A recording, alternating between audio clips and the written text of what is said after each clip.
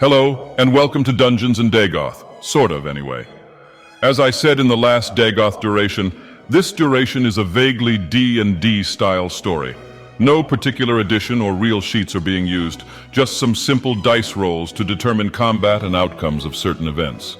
Many of you chose your race, class, and some other information, while others left it up to Nerevar to choose. Don't worry, I made sure he didn't do anything obscene this time. This being the first episode, much of this is simply stage setting, so there won't be very many rolls done quite yet. There's a lot to establish before we get too far, so as some of you might have noticed, this video is rather lengthy. So without further prelude, let's just get into it. A loud rumble, an explosion, then an all-out eruption of ash and heat. The entire mountain shook with devastation as molten earth lurched and rose from the depths. The heart was safe, but his people, they would suffer. The false gods had failed. The Nerevarine, their trump card, had failed, in their eyes at least. And so Dagoth-Ur, Lord of the Sixth House, knew exactly whom was to blame. "Vivek, you fool," Dagoth-Ur said aloud to himself. "If the false gods of the tribunal could not win, then in their vanity they would destroy us along with Morrowind itself." "Or so they think," Dagoth whispered to himself, raising his deformed hand to the heart of Lorcan. The heart of a god. That thing of legend shone with red as its power pulsed, and in a moment, both it and Dagoth-Ur vanished from the heart chamber, just as the molten magma rushed from the peak and rained death upon the ancient cities of Morrowind. It had been 2 weeks since a meteor had crashed into Red Mountain and caused Dagoth-Ur and his people to flee. Dagoth had taken a gambit of desperation. Not only had they fled Morrowind, but Tamriel and Nirn itself. He had used the heart to will some few thousand of his followers with him through the realms, to safety. They had constructed a home in the ruins of an ancient city nestled on the shore of a large lake. Ironically, another volcano not unlike Red Mountain stood tall in the distance, a symbol of their plight. No, it's not that I actually think Vivek has the kind of backbone to launch such an attack, but the story needed a disaster to push the Dunmer out of Morrowind. I mean, come on, Nerevar. A meteor hitting Red Mountain? What's the chances of something like that happening? While the area nearby was familiar, the sky and air were not. The sky was always dark as night. The sun was black with a perfect fiery red ring around it, as though some creature were swallowing the sunlight. Across the entire landscape, however, were countless glowing fungi. That too reminded them of home. Though unlike Morrowind, few plants here did not glow under the sunless sky. Collectively, there was enough light from these little plants to see as though it were day at all times. Thus far, they had trouble getting ash yams to take to the soil. "Nerevar," Dagoth said, calling to his loyal Argonian companion, "go forth and seek out the leaders of this realm. Seek allies so that we might ease the suffering of our people in this strange new land." Nerevar looked up to Dagoth, and Dagoth squinted in annoyance. "What do you mean, nuh-uh?" "Somewhere in Dagoth-Ur, the city." "All right, let's pick up where we left off, Cat," said Jezz Indoril, standing with a particularly nervous-looking Khajiit pinned to the tavern wall. "This one is innocent," cried Barbas's Squeaky toy, an odd name for anyone. But this Khajiit fancied himself a bard. And such is the plight of bards whom use their skills to swindle others. Jezz Indoril sneered at him.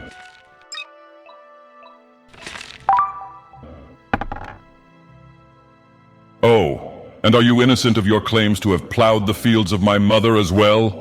Jezz Indoril said, snapping his fingers and grasping his sword as it flew from the table to his hand in one swift motion. "Yes, this one is inconsolable, apologetic, anything you desire of him." The Khajiit was nearly screaming at the sight of the amber blade in the Dunmer's hand. "Leave him alone, Jezz. It isn't worth it. We're in deep enough shit as it is," said Juralek Telvanni, taking a sip of his bubbling drink. Juralek Telvanni was a Dunmer wizard of some considerable note. He and Jezz Indoril, an eldritch knight of the Dunmer, had been long-time friends. And while he could not teach him the art of bindings and inverted wards, he had taught the knight how to make small cantrips of his own. "Really, Juralek? This thief stole—" Juralek cut him off. "And how is finding some little kid's sweet roll going to get us back to Tamriel? Or help us build a home here? Come on, we're expected to join the Nerevarine on an expedition within the hour. Leave the cat. Juralek said, shaking his head as he made for the door. No, Jezz Indoril said, smiling devilishly. I think he's coming with us. Oh, this one does not do wilderness, Barbas's squeaky toy half said as he was shoved out the door. Up near Dagoth-Ur's temple, Shura stood next to Maronimer Tevash of House Redoran, waiting for the rest of their party to arrive. They stared wordlessly at the volcano in the distance for some time.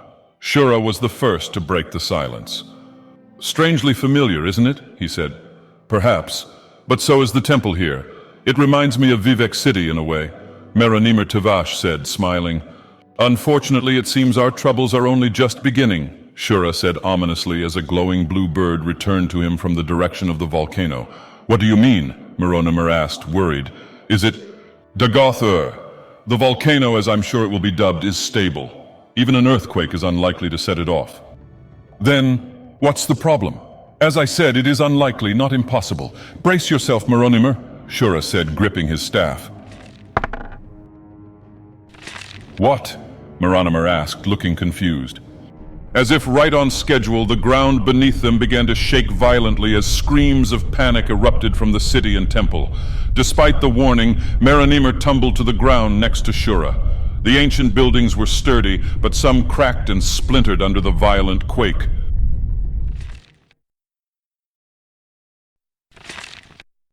The Golden Plains were a beautiful expanse of glowing yellow grasslands, sparsely dotted with illuminate red trees that curved like snakes, coiled to strike.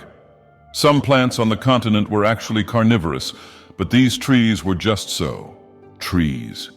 Perched upon a coil bark overlooking a rough dirt road was Jameson Trauger, a human fighter and often referred to as the Bandit King of Havraul, though such titles were mostly for show.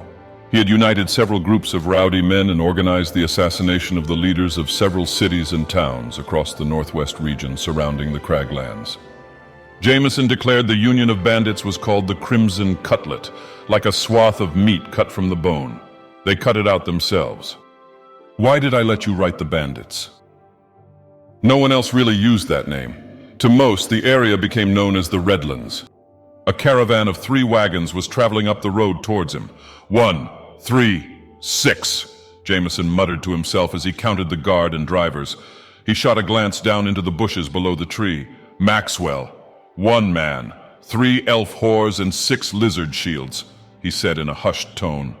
Maxwell Farris, an elf wizard and accountant to the Bandit King, took out his abacus that he always kept on hand. With a few clacks, he calmly spoke. 2,500. So little? Ah, well, we're already here, I suppose, Jameson Trauger whispered to himself. Behind Maxwell Farris, Gothzilla was standing against the tree in a refined posture, barely hidden from view of the caravan. Must we do such droll activities ourselves? Have we not servants and boorish men for such occasions? The lizard folk said poshly, rubbing her fingers together. Maxwell Farris said nothing, watching carefully as the caravan came closer.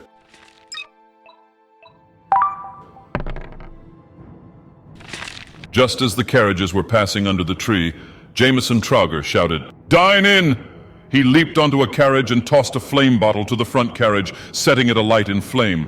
The horses bucked and panicked, splitting the carriage supports as they tried to flee in different directions. The horses in the middle carriage slammed into the front one and collapsed on one another, unable to move, whilst one of the rear horses died of a heart attack, the remaining horse struggling to drag the weight of the carriage and corpse, to no avail.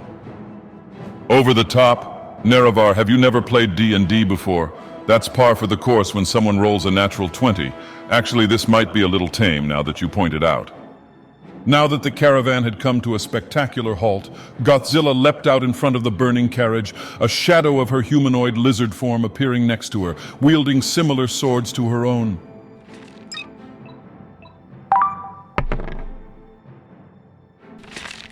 Her demeanor and speech had changed. "By the screams of your hollow soul, I shall rend from your bloodied corpses a grand procession of graves," she shouted as she and her shadow cut into the first lizard folk guard. "You only now close your eyes as you fall, but I have long since closed mine. My only goal lies now in darkness. Now die!" On the other side of the carriage, a mass of blood congeals into the form of a humanoid shape. solidifying into a full suit of plate armor. No visible skin, wielding a whip marked with blood. The figure was Juno Hoslow, Sanguine Knight.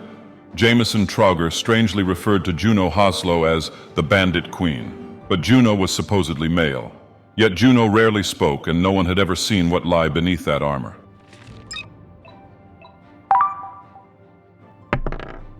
It hardly mattered in this moment as Juno Hoslow calmly cracked their whip, an odd spell splitting through two of the lizard folk guard as blood splattered from their limbs, causing them to collapse.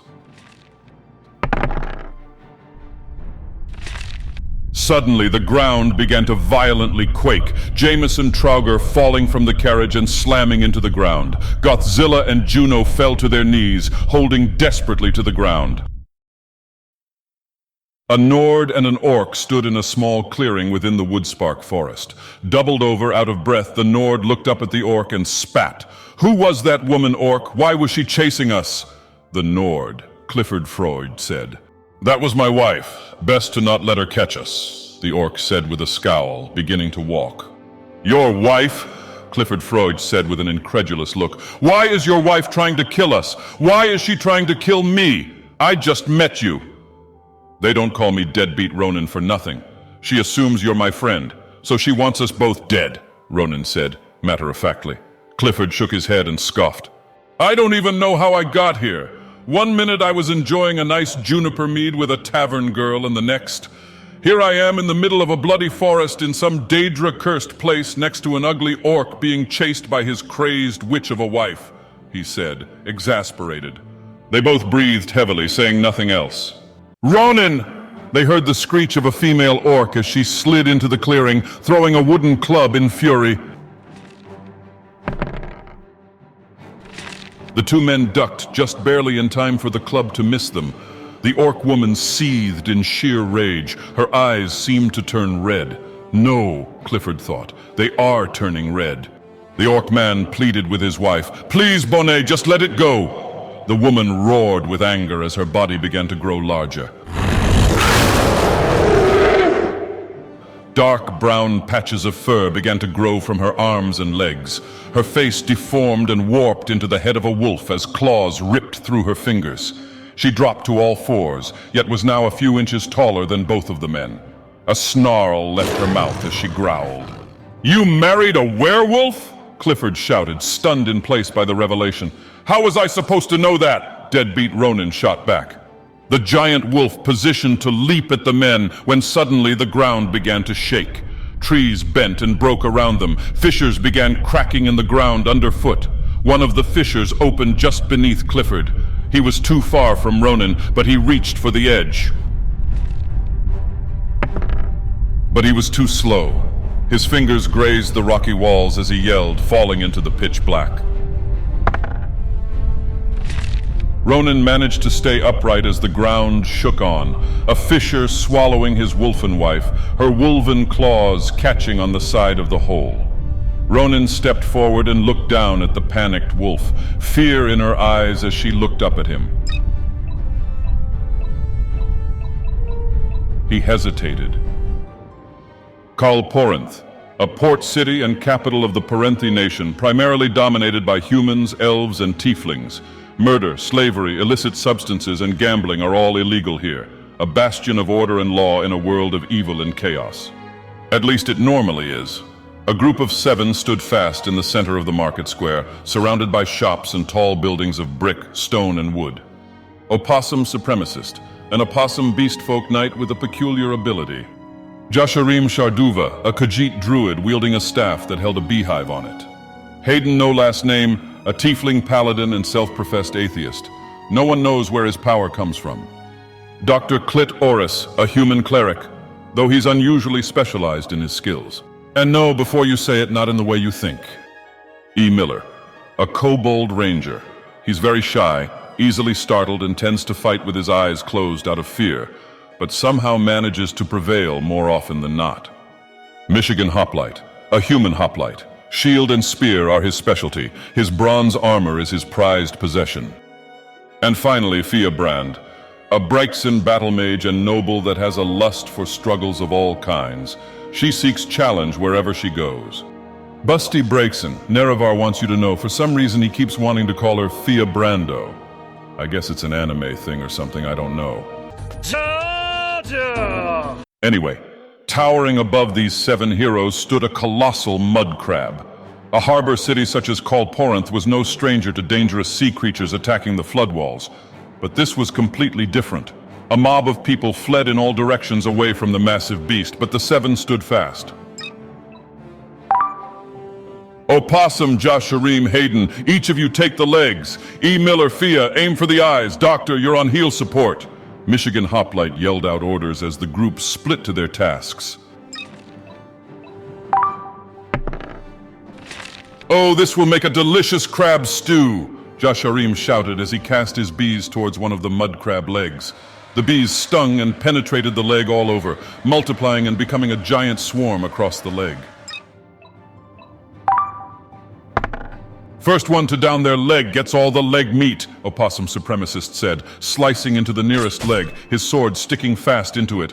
What? Jasharim objected. The legs are worth 1,000 of you each. Shoot. I'm stuck, Opossum claimed, his sword not budging from the leg. Ha! More meat for me, Jasharim stated, quickly rescinding his objection. That's what oversized rats get for being greedy. Oversized what? You want to try that again? Opossum shouted, releasing his sword and puffing out his chest. Hayden, ignoring both the conversation and the orders given to him, charged beneath the center of the mud crab and raised his hammer to the sky, bringing it down with a crash. By my power, be gone! He shouted, a gray shimmer rippling through the bottom of the crab's shell, tearing open its carapace. Bits of meat and organs hung below the crab as it screeched and chittered. A chitinous plate fell and struck Hayden in the head, causing him to stumble. His forehead was now gashed and bleeding. He turned to Dr. Clit Oris and shouted, "Cleric, heal me!" Dr. Clit Oris came trotting over and looked him up and down. He gave a wry smile and simply said, "I cannot. You are neither beast nor plant." "What? You are a cleric?"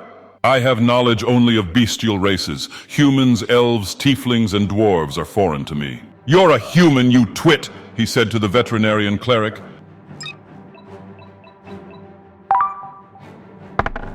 Fia Brand was hardly any better than Hayden at following orders. She couldn't care less.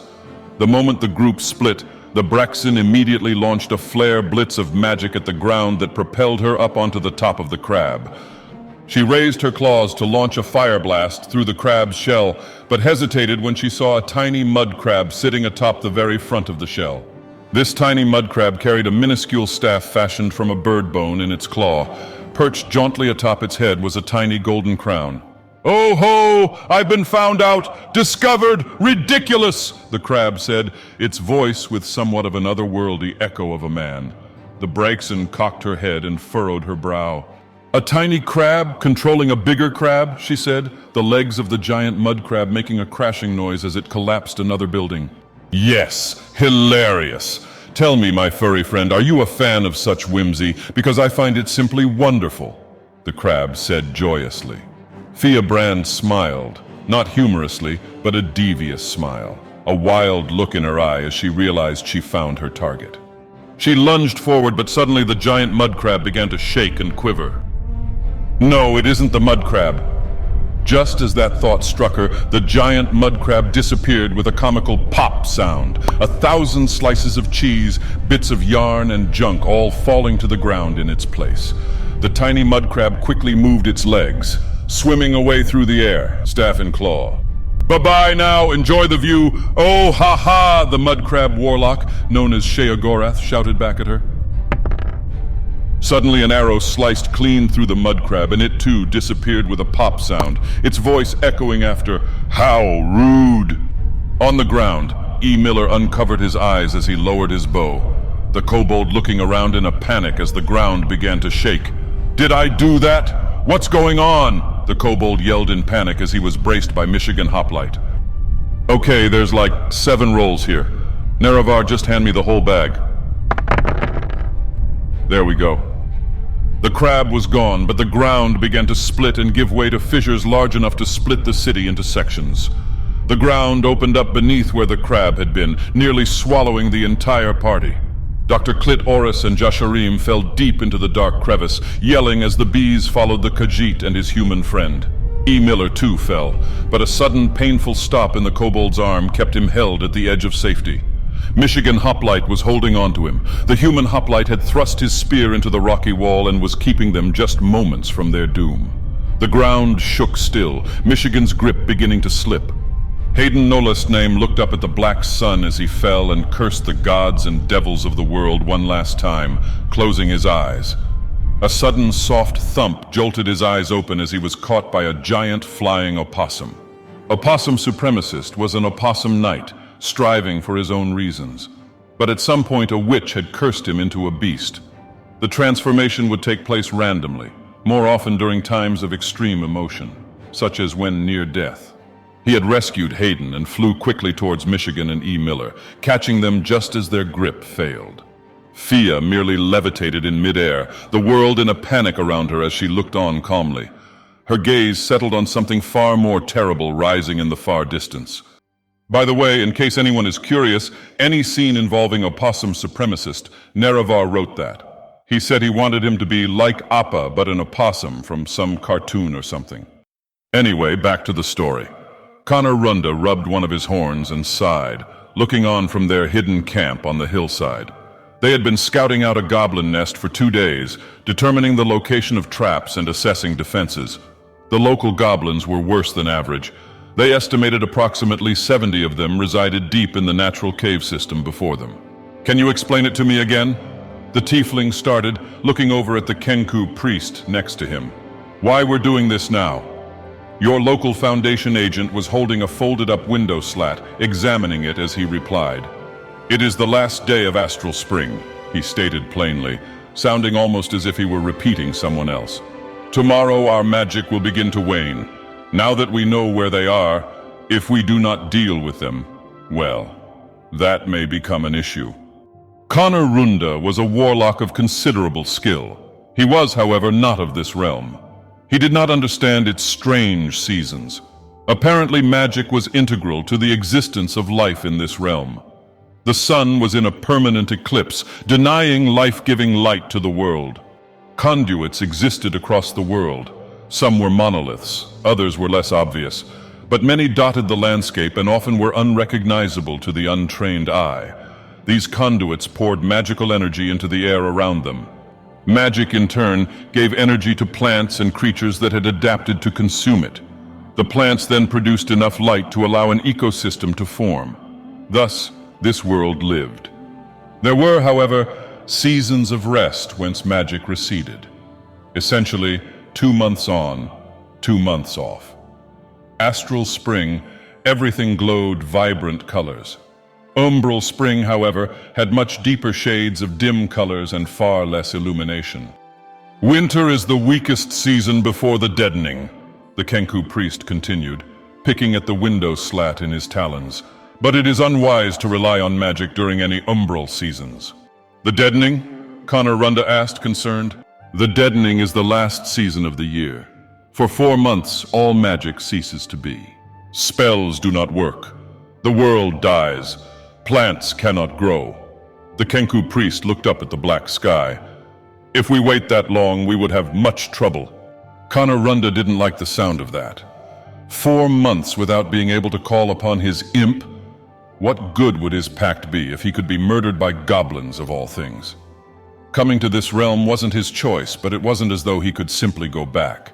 "Well, it's still spring, and at least during the astral seasons our magic is stronger," Dr. Popcorn Chicken, a kobold battle mage, chimed in. Having just finished roasting their lunch with his fiery spells, he scraped his imbued cooking utensils together with magic sparks and proudly proclaimed, "Lamolish is ready." Thomas Vasquez and Thomas Vuong, 2 human acrobat brothers, swung down from the green root trees, landing in perfect sync next to the fire. "Delicious," they proclaimed as they both took 2 big hunks of lamb. They both turned and offered pieces to Mao Otter, a small otter beastfolk rogue that accompanied their group. "Here you go," they said in unison. Mao Otter was more or less a pacifist. He would assist in fights by rolling marbles to knock down foes and throwing bottles as a distraction, but he would never kill anyone himself. He preferred to knock out his opponents. He devoured the lamb in an instant and trilled. He often seemed more like a pet than a member of the group. "Sometimes it's hard to believe he's a rogue," Dr. Popcorn Chicken said, shaking his head. Both of the Thomases raised their hands and looked to the kobold. "That's because he's not a rogue. He just has no concept of ownership," they proclaimed. Dr. Popcorn Chicken laughed. "And I suppose I'm not a chef, just a flaming salamander." As the group was laughing and having a good time, your local Foundation agent looked over the ridge at the Goblin Cave. "Danger!" he squawked, everyone leaping up to see what was going on. "Basilisk!" Several goblins were rushing about, fleeing in all directions as a huge basilisk, barely small enough to fit into the cave's entrance, rushed into the hole in the hillside. The group all looked at one another and reconsidered their mission. "We can defeat a crocodile," Mao Otter loudly proclaimed to the group. Before anyone could reply, the ground began shaking and rumbling. Trees shook and splintered, the camp's pot tumbled over, and the group tripped over one another trying to stay upright. Just as the group had tumbled, the entrance to the cave below gave way, boulders mostly burying it. Perhaps more of the cave had collapsed as well. Once the rumbling finally stopped, they'd have to decide how to proceed. "What, Nerevar? Oh, you're sensing a pattern here? Good job. Maybe I'll buy you a hat and pipe to go with those fine deductive reasoning skills of yours." "What the? How long has that been there?" Anyway, Artyom Savely stood watch near the gate as sailors came and went. He was a guard turned rogue. He was once an honorable man whom did his duty with diligence. As the years went on, however, he began to ask himself why he should bother. Besides, plenty of other guards had made a small fortune turning a blind eye. Smuggling, extortion. Thievery was his go-to. If no one caught him, there was nothing to say about it. It wasn't particularly difficult to be a smuggler or thief in Amnestral, his home city. It was one of the free cities, after all. It had laws, sure, but they were loosely enforced. Don't make trouble in public and no trouble would normally be made for you. That wasn't to say that the local guilds and gangs of thugs wouldn't track you down and beat you bloody for stealing from them. But the local governance itself did little to regulate its people. "I'm going to do the rounds now," he said to another guard whom waved him off. Ian Ramirez was a dwarven engineer by trade, but a strong fighter. Artyom suspected that wasn't his real name. Ian Ramirez isn't a very dwarven name, he thought. Probably an outcast. He owed Artyom money for keeping his suspicions quiet, and it was time to collect. After an hour of searching his home, the bar, the merchant quarter, finally he found him. He was standing in the middle of the market, talking to a particularly short red kobold whom held a black and silver sword in his hand. They both stood near the amnestral monolith. "Thank you, Shaddy Club," Ian Ramirez said to the kobold. "I hope you allow me to examine him again soon."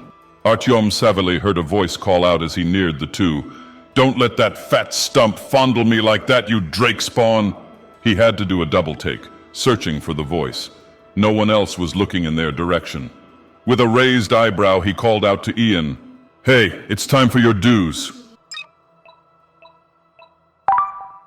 Ian glanced up, looking weary at the sight of the guard. "Umber Spring is tomorrow. I have one more day," he said. Artyom clicked his tongue. "Is one more day going to make a difference?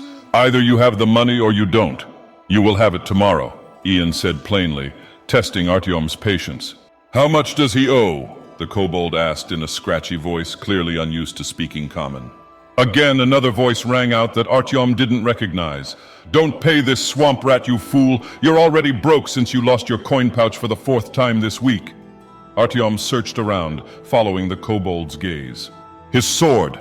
It had an eye sunk into the guard. It squinted at Artyom's annoyance. "Quit looking at me like that, you sour-pitted deer shit!" the sword barked at him. The kobold sighed and shook his head.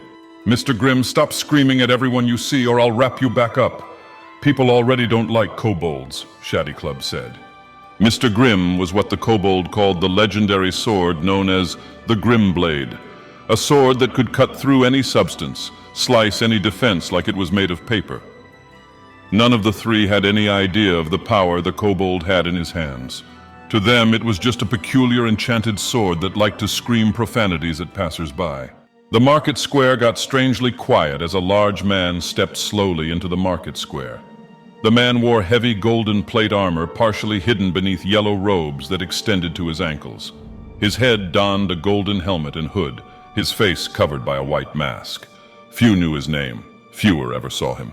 He was known as Thomas von Bauer, the flayed martyr. He walked wordlessly towards the group, his footfalls so heavy they shook the stone road as he moved. One hand held the hilt of his sheathed sword, the other dragging a beast folk by a chain. The beast folk, Silent Red Panda, was, as you can imagine, a somewhat humanoid red panda.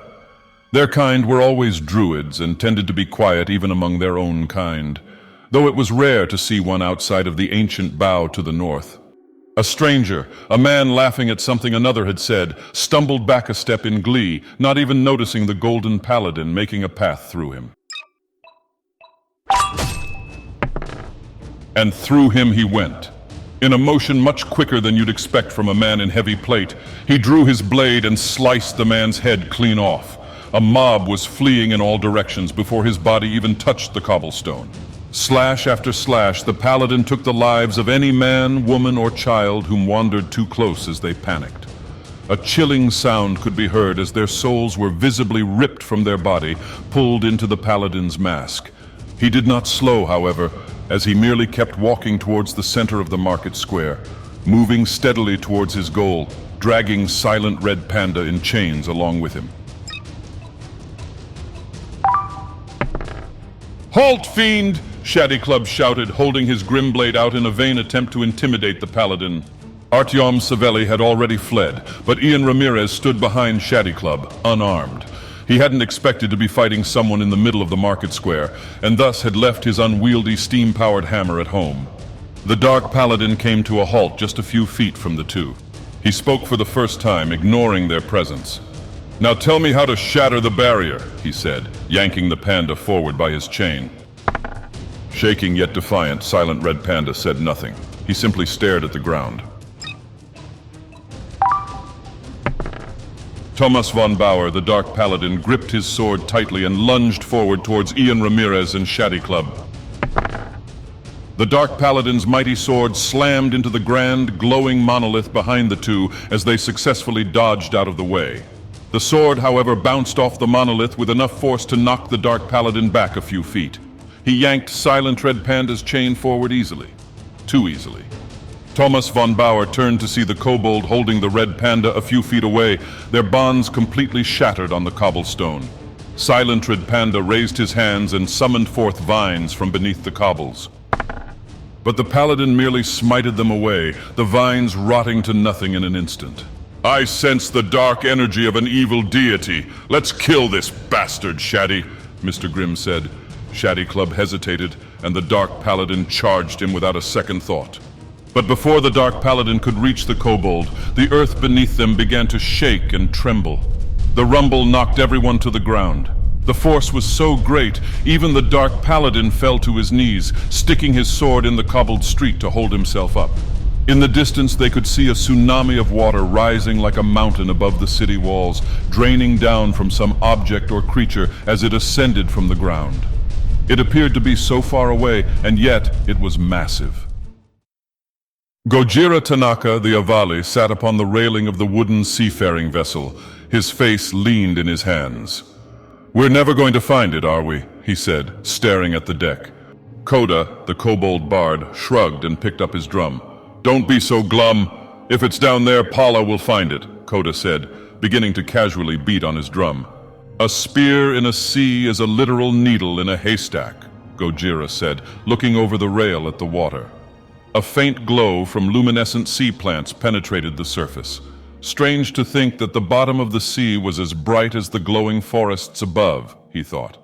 "Well, not literally. Your spear is heavier on the end, right? So it'll stick up, not lay down on the seafloor. Besides, Paula's a druid. She's got a god and all that. We've paid the captain for a week, and we've got enough for another week if it comes to that." "Cheer up," Koda said, beating on his drum enthusiastically. A few of the sailors gathered around him, and even Gojira began to watch as he played and sung songs.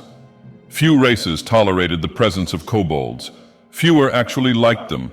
They were often considered pests. Bards, too, tended to attract this kind of thinking. though Coda was quite talented and very few could ever say that Coda's music was anything but pleasant to the ear. A whisk and then a loud thud was heard. A black metal-bladed polearm slammed into the mast of the ship, mere inches above Coda's head. Everyone stood in stunned silence, the music falling mute. Gojira excitedly grasped his polearm, dusting off the seaweed. It was made of a mysterious metal that would never rust, but he would still have to work to restore it to its original sharpness. Coda's deep green scales might as well have turned red as his shock turned to anger. "Hey!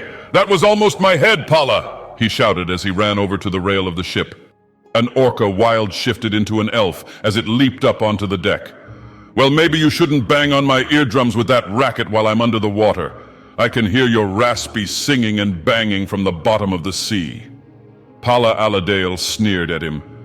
Pala was one of the few that did not appreciate Coda's music.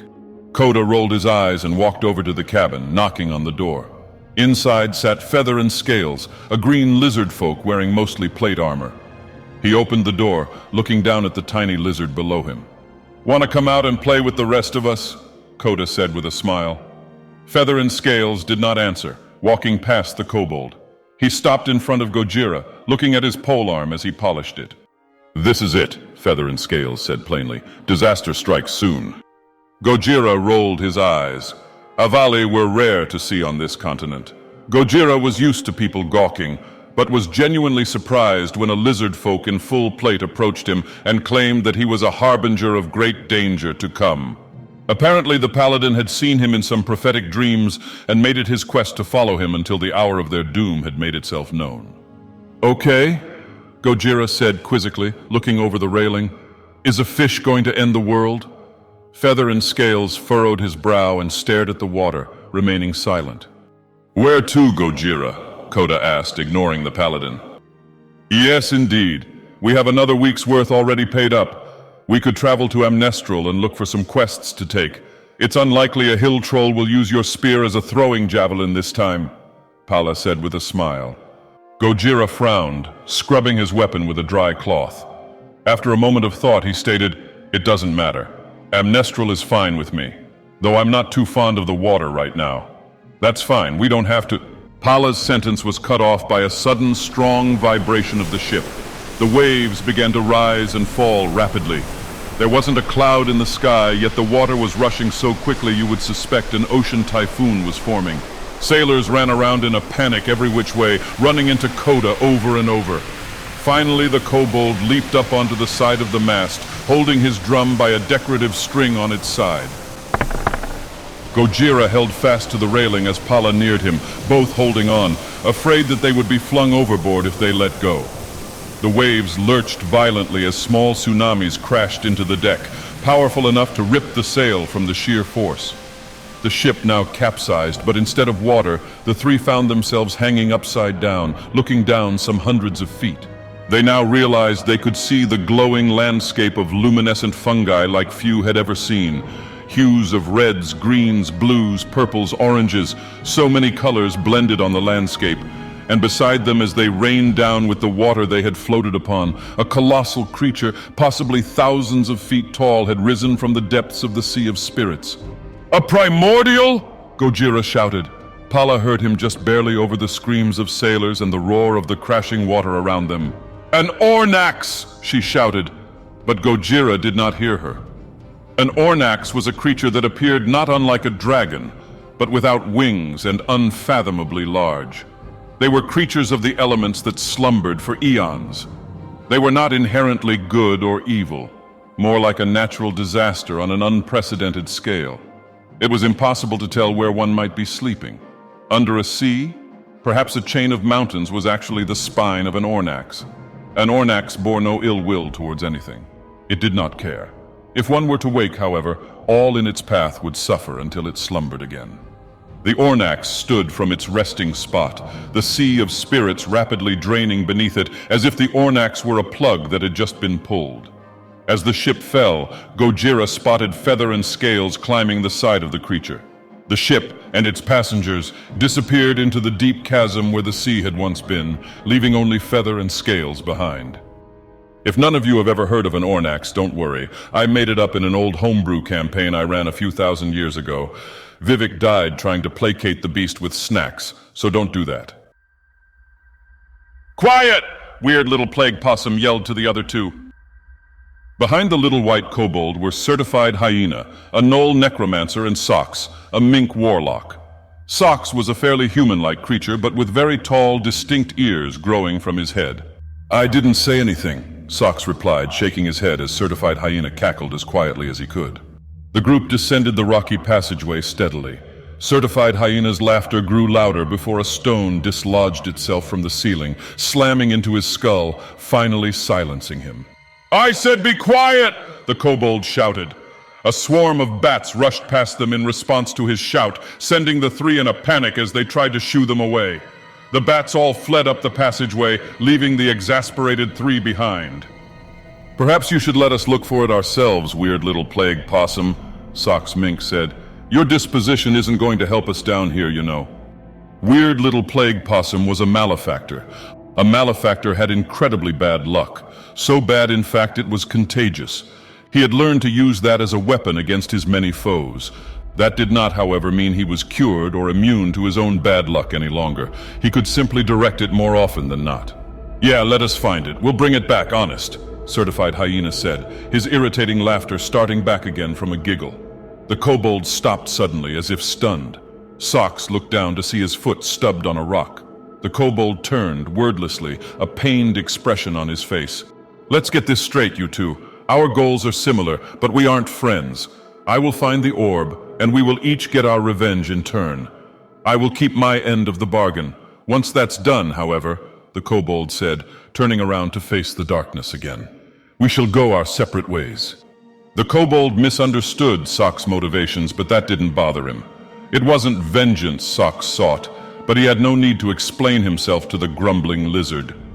The unusual trio made their way down the winding cave passages, through narrow slits and crawls. The gnoll had the most trouble, given the hyena's wide stature. Socks stopped as the other two began to walk up a curved incline in a large room. Something seemed off to him. Wait! Socks shouted, tracing his eyes along a strangely straight line in the raised incline. Weird little plague possum sighed and shook his head. We don't have time for this. We need to find the orb of... As he shouted, the chamber began to shake. The ground beneath them rumbled as bits of dust and stones fell from the ceiling. The kobold and gnoll stepped back as the floor slid open, a bright white and blue light illuminating the entire chamber. The chamber was far larger than they had assumed, as was... The orb of the Storm Mother! The kobold shouted. The gnoll and kobold danced and laughed at their excitement. Socks squinted, unsure of what he was really looking at. If this is the orb, he thought, then how could we use it? The orb of the Storm Mother. They had come across brief mention of it in some scroll in the Grand Arcaneum. It had no mention of what it actually did, but weird little plague possum was convinced it must be a hidden artifact of great power. And so they had foolishly set off on an errand for an artifact of unknown origin, power, or use. With nothing but a vague location, they had spent weeks tunneling through different passageways using the Gnoll necromancer's undead to dig, cross-referencing old maps of caves that no longer existed. The orb had to be several hundred feet in diameter at the very least. This seemed almost worse than finding nothing. The kobold raised his hands to his chin and thought a moment. He snapped his fingers and turned to Socks. A shrinking curse! Use one on it, he ordered. Socks furrowed his brow. That won't work. Why not? The kobold barked. It just won't. Whilst the two argued, they had left the dim-witted gnoll unattended. He kicked the orb, his clawed feet making an almost glass screech as his claws dragged off of it. The entire chamber made a small rumble. Certified Hyena called a few skeletons forward, ordering them to lift the orb free. Fine, I'll do it myself then, the kobold shouted, rushing to the top of the orb. Socks crossed his arms and watched as the kobold began casting a spell on the orb. The gnoll laughed hysterically while he and his undead kicked, scratched, and attempted to move the orb. As weird little plague possum cast his spell on the orb, the rocky lid that covered the orb quickly snapped shut. Plague possum barely leaped over the rushing stone, but Certified Hyena's foot became trapped as he howled in pain. Socks was struck with an ominous sense that something was wrong. The curved rock sheet opened again and the knoll slipped free, limping away from the edge of the orb of the Storm Mother. The orb seemed to roll in place, an empty black void forming in the center, almost staring into them. The entire cavern began to rumble violently, boulders flinging and falling all around them. Socks looked up to see the ceiling coming down on him. Socks was standing now on the ethereal plane, watching through a gray haze as the cavern room fractured and gave way to the surface. A minute later, Socks blinked, reappearing next to weird little plague possum. Certified hyena collapsed on the ground next to them. They couldn't believe their eyes. They looked out upon the landscape, all the colors of the forests, seas and cities miles below them. They had been as deep as a dwarven city mere moments ago. "It wasn't an artifact at all," Socks said in a hushed tone. "It was an eye." The little kobold gave a devilish grin, laughing almost like the now unconscious Knoll. "It's even better!" the tiny white kobold shouted from atop the head of the colossal Ornax as it plotted its way across the landscape.